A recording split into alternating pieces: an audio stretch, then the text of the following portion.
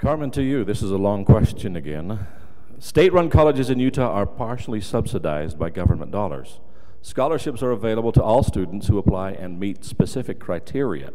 Additionally, low-income students can apply for grants making higher education studies available to them. Otherwise, students pay tuition and pursue their selected courses. To what extent are our current voucher laws for Utah children similar or dissimilar to scholarships and grants for higher education? Well, as we was talking about the Pell Grant just a minute ago, that kind of answered that. But also, you know, it says in the voucher bill, it calls it a scholarship. Now, to me, a scholarship is something that you earn, isn't it? It's not something that's just given, and you apply for it, and you've had to do, I know, when I was going to school, I applied for a scholarship from the Elks. I had to write an essay, I had to do a book, I had to do all kinds of things. And guess what? I didn't get the scholarship. And yes, I was disappointed, but that's a scholarship. This is a voucher. And, you know, and having it called a scholarship right in the voucher, right in House Bill 148, is a little deceiving, because a scholarship and a voucher really are two different things. To me, a scholarship is something that you have applied for, you've earned through your achievement. It's not just handed to you. My first session up in the legislature, the president of UVSC really caught my attention. He said that half of his entering freshmen have to take remedial math, a third have to take remedial English. He said that he gets students throughout the country. Those are the Utah students he's talking about. And so, you know, again, we do a great job, but, you know, ask any college president, ask President Caldwell.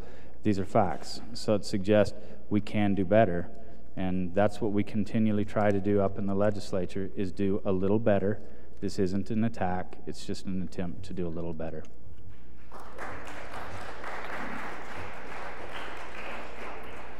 Steve, what controls will be imposed on private schools and voucher use that will ensure that our tax dollars are not used to pay for special interest propaganda, and that Utah's children receive quality instruction and appropriate curriculum?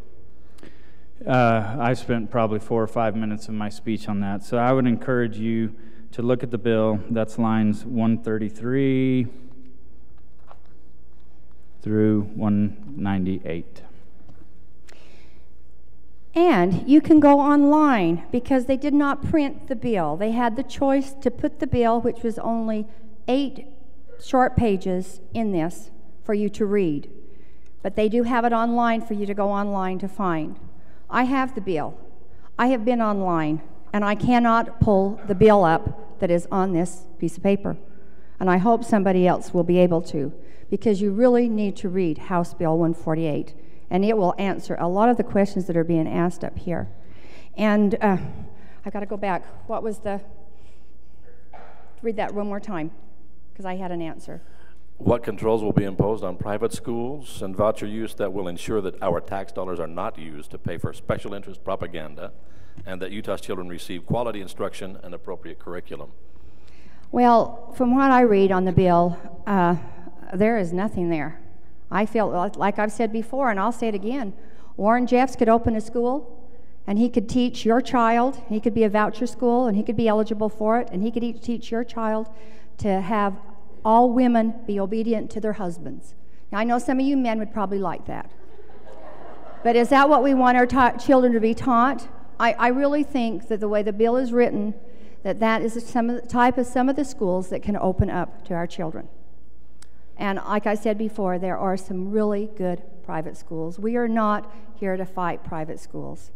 We're here to look out for the best interest of our children. We don't want them to be an experiment. Thank you. And I'm just going through these questions randomly. How does the PTA help in reducing the amount of children per classroom? Classrooms are overcrowded. How does PTA? Oh, we have mothers in there. They sign up the first of the year. We have a volunteer meeting with the teachers, and they come and they sign a book, and the teacher says exactly how many volunteers they need in that classroom. Yes, they are not teachers, but they are helping the teacher in that classroom.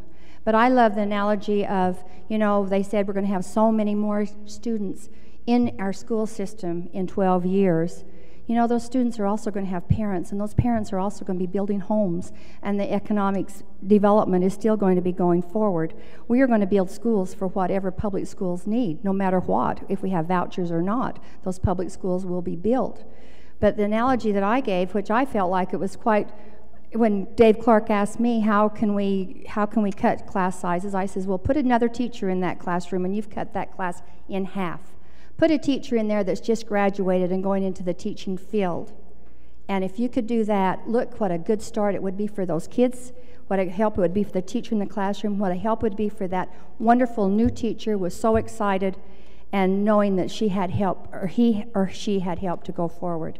But PTA, they do a lot in the schools and whenever they're asked. Thank you, Carmen. And the schools are open to parents.